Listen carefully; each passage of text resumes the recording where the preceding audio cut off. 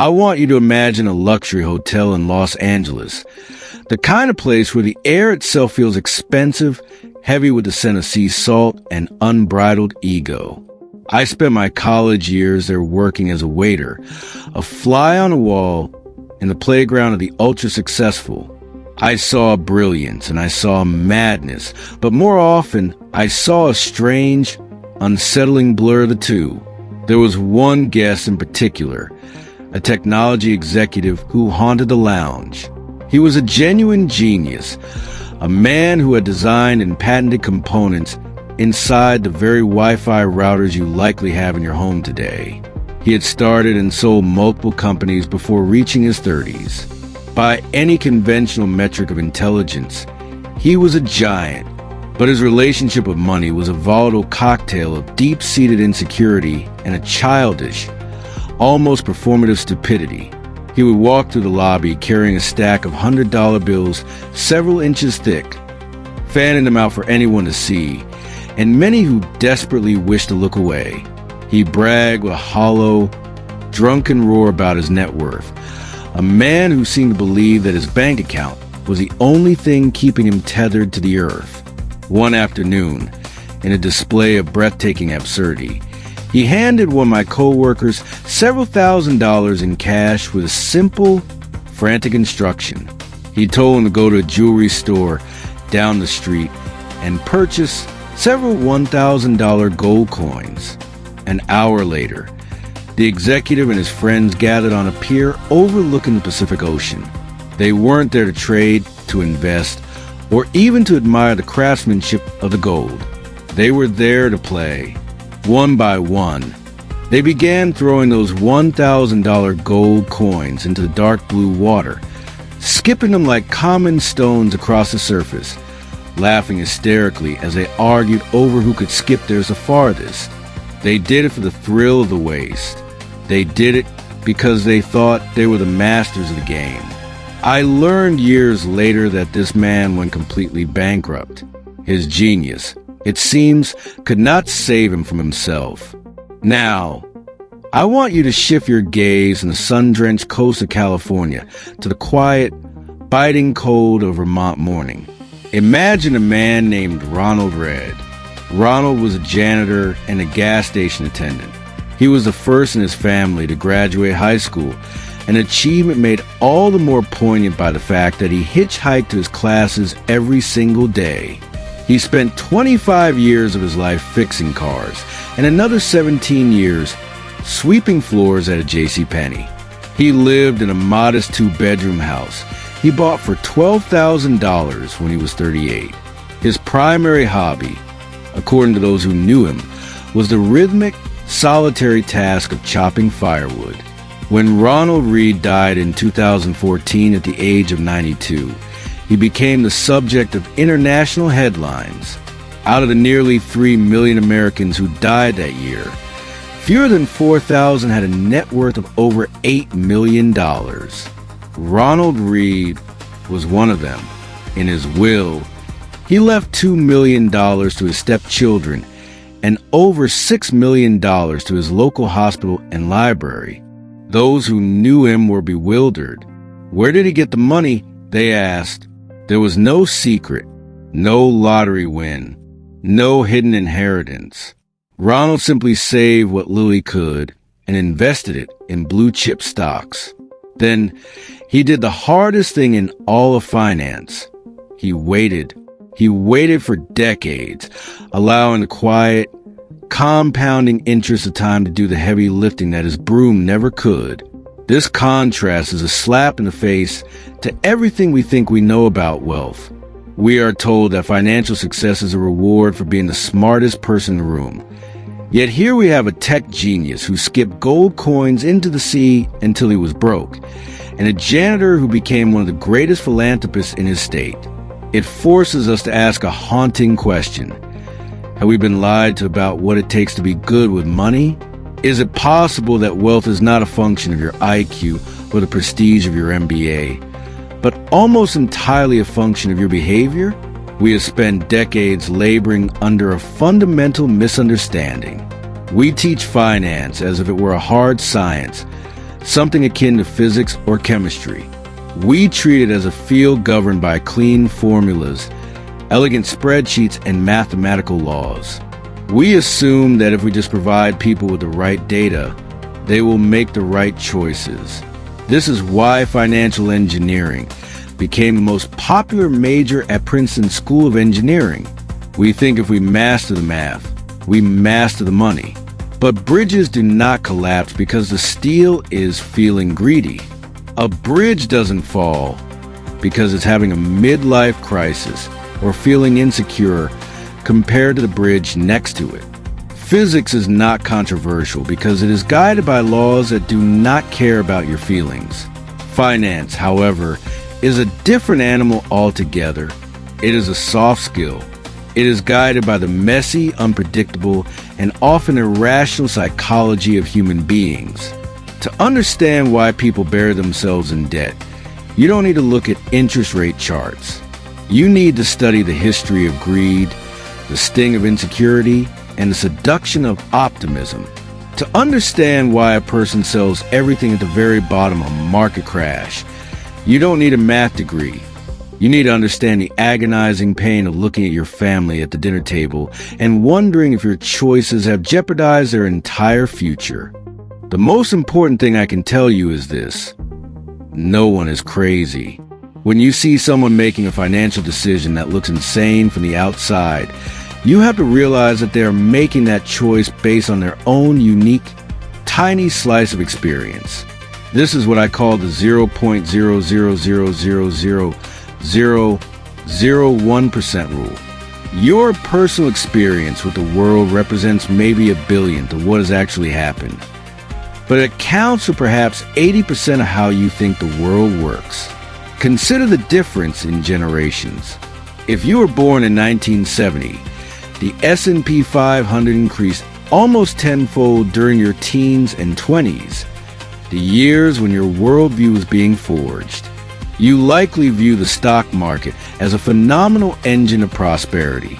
But if you were born in 1950, that same market did absolutely nothing for you during those same formative years.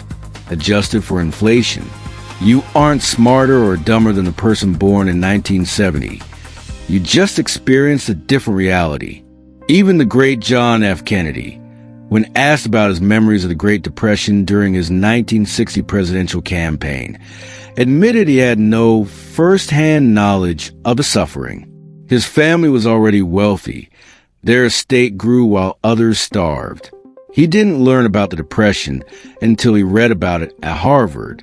He lacked the emotional scars that marked millions of his fellow Americans for life. Your financial decisions are not made on a cold, sterile spreadsheet. They are made at the dinner table, in the heat of a corporate meeting, or in the quiet, panic hours of the night. They are places where your ego, your pride, and your unique history are scrambled into a narrative that makes sense to you, even if it looks like madness to everyone else. When we realize this, we stop judging others, and more importantly, we stop judging ourselves. We realize we were all just beginners trying to navigate a system based on the limited light our own lives had provided. To see where these paths of behavior lead, let's look back at our two extremes. Ronald Read was the embodiment of patience. He lived a life that was almost boringly disciplined. His modest house, his JCPenney uniform, and his woodpile were the markers of a man who didn't need the world to see his success. He was a genius because, as Napoleon once suggested, a genius is the person who can do the average thing when everyone else around them is losing their mind. Ronald stayed the course while the world flickered and roared around him. Then there was Richard Fuscone. Richard was the antithesis of Ronald Read. He was a Harvard-educated Merrill Lynch executive with an MBA, a man praised by his peers for his leadership and good judgment. He was so successful he retired in his 40s to pursue philanthropy. But Richard's relationship with money was defined by the opposite of Ronald's patience. It was defined by high leverage and an insatiable appetite for more. In the mid-2000s, Fuscone borrowed heavily to expand an 18,000 square foot mansion in Greenwich, Connecticut. This was not a home. It was a monument. It had 11 bathrooms, 2 elevators, 2 swimming pools, 7 garages, and cost over $90,000 a month just to maintain. When the 2008 financial crisis hit, it turned Fuscone's world into dust. His high debt and illiquid assets crushed him. In 2008, he sat before a bankruptcy judge and uttered the words, "I have no income." His Palm Beach home was foreclosed on. In 2014, the same year Ronald Read's $8 million legacy was being celebrated, Fuscone's Greenwich mansion was sold in a foreclosure auction for 75% less than what insurers thought was worth. The gap between these two men had nothing to do with what they knew. It was entirely about how they behaved. It is impossible to imagine a janitor performing heart surgery better than a Harvard-trained surgeon, or designing a skyscraper better than a top architect. But in the world of money, the janitor can absolutely crush the executive. That is a unique, terrifying, and beautiful reality of the psychology of wealth. But a behavior's internal engine. We must also acknowledge the external forces that pull the strings, the twin forces of luck and risk. We love to pretend that 100% of our actions dictate 100% of our results. But the world is far too complex for that to be true. You are one person in a game with 7 billion other players and an infinite number of moving parts. Think about Bill Gates. We know he's a worker and a visionary, but consider the 1 in a million luck that set his stage. In 1968, there were roughly 303 million high school-age kids in the world. About 18 million of them lived in the United States. Only about 300 of those kids went to the Lakeside School in Seattle. Lakeside happened to be the only high school in the entire world that had a computer, because of a forward-thinking teacher named Bill Dowgle and a mother's club that used $3,000 from a rummage sale to lease a teletype Model 30. Bill Gates had access to a computer when he was 13. Gates himself said, "If there had been no Lakeside, there would be no Microsoft." But there was a third member of that original Lakeside computer gang. His name was Ken Evans. According to Gates, Kent was the best student in the class, a boy who carried a large lawyer's briefcase and shared Gates's boundless ambition. They spent a ridiculous amount of time on the phone together. Gates still remembers the number 525-7851, planning how they would become CEOs or generals. They were going to conquer the world together. But Kent Evans never got to start a company. He died in a mountain climbing accident before he could even graduate high school. Every year, there are about 36 mountain climbing deaths in the United States. The odds of being killed on a mountain while in high school are roughly 1 in a million. Bill Gates experienced 1 in a million luck. His best friend experienced 1 in a million risk. They were two sides of the same coin, tossed by a world that doesn't care about your plans. This creates a massive problem for us because the line between bold and reckless is often only visible in hindsight. We praise Cornelius Vanderbilt for his fighter's spirit because he ignored the laws of New York to build his railroad empire. We call it visionary. But if his luck had turned, we would have called it criminal. We see the same thin line with John D. Rockefeller, who was called a thief by judges even as historians praise his cunning. We see it in Mark Zuckerberg refusing $1 billion offer for Facebook. We call him a genius because it worked. But we mock the executives at Yahoo who refused a similar offer from Microsoft because their luck went the other way. When you realize this, it should bring you a profound sense of peace. It means that when things go well, you should stay humble. And when they go wrong, you should realize that nothing is ever as good or as bad as it seems. Be careful who you praise, and be even more careful who you look down upon. We are all essentially trying to navigate a system that is brand new. We act like the rules of wealth are ancient, but the foundations of modern money are just babies. The 401k, the backbone of the American retirement system, didn't exist until 1978. The Roth IRA wasn't born until 1998.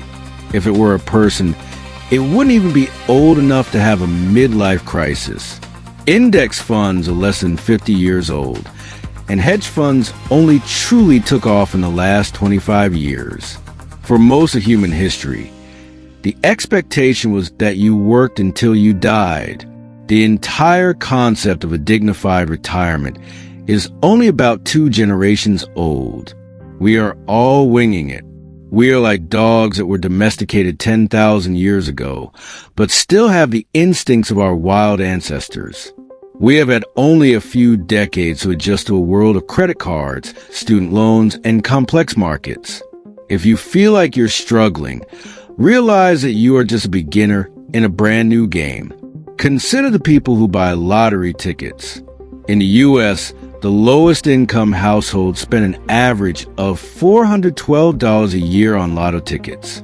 These are often the same people who, in surveys, say they couldn't come up with $400 in an emergency.